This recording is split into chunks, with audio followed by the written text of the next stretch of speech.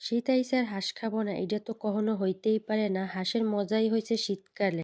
শীতে যদি হাঁস না খাই তাইলে তো আবার শীতানে আমার লগে রাগ করবে এনে কইবানে তুমি কিল্লেগে হাঁস খাইলে না, কারণ হাঁস না খাইলে তো আমার উপভোগ করা যায় না।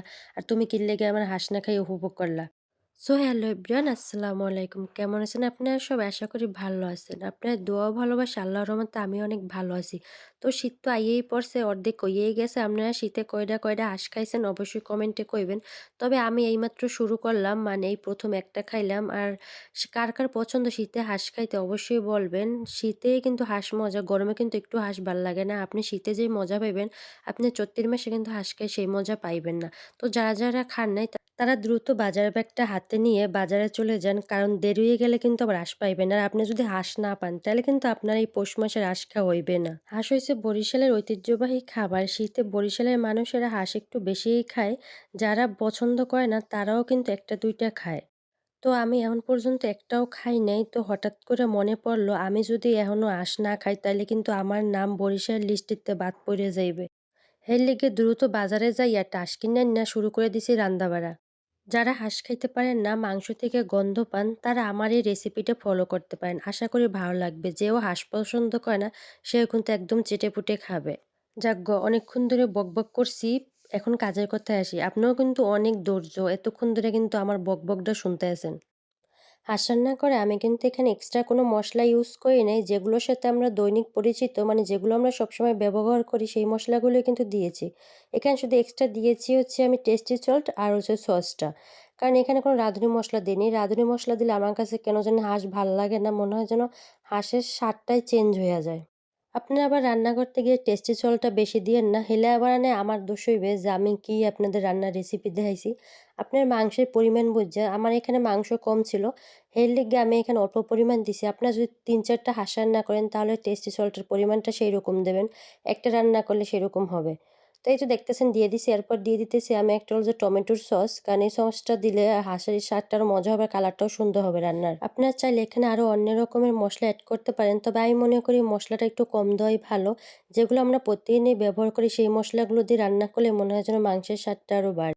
তবে হাঁসের মাংসে আদার পরিমাণটা একটু বেশি দিতে হয়, তাহলে হাঁসের মাংস থেকে গন্ধটা আসে না, মানে গন্ধটা পাওয়া যায় না। তো এরপরে দিয়ে দিলাম আদা, পেঁয়াজ, রসুন একসাথে ব্লেন্ডার করে নিয়েছিলাম। এখানে কিন্তু আমি আদার পরিমাণটাই বেশি দিয়েছি, পেঁয়াজ আর রসুনটা একটু কম দিয়েছি। আদাটা বেশি দেওয়ার কারণে হাঁসের মাংসের যে একটা গন্ধ আছে ওই গন্ধটা আর আসবে না। আদার ঘ্রাণটা একটু বেশি আসবে আর মাংসের ঘ্রাণটা আরও বেড়ে যাবে। এক্সট্রা যে একটা গন্ধ থাকে ওই গন্ধটা আর পাওয়া যাবে না। হাঁসের মাংসে কিন্তু তেলের পরিমাণটা বেশিই থাকে। এজন্য আপনারা কিন্তু এক্সট্রা তেলটা কম দেবেন, কারণ মাংস থেকে এমনিতেই অনেক তেল বের হবে। তো যখন আমার সব মসলা দেওয়া শেষ এরপর উল্টাই পাল্টে ভালো করে মশলাটা মাংসের সাথে মাখাই দিব।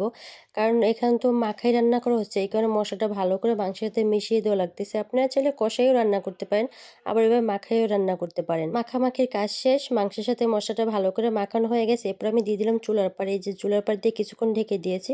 তারপর একটু কিছুক্ষণ কষিয়ে নেব। আপনারা আবার চুলার পাড় দিয়ে ডাইক্কা থুইয়া দিয়েন না, হেলে কিন্তু মনে করেন আপনার মসলা কিন্তু নিচে পুড়ে আঁশ কিন্তু একেবারে বারবিকিউ হয়ে যাবে, মানে পুরা পুরা বারবিকিউ হয়ে যাবে। রাইন্দার বাদ দিয়ে খাওয়া লাগবে না। তারপর হচ্ছে ভালো করে উল্টে পাল্টে লাড়তেছি যাতে মশলাটা নিচে লেগে না যায়।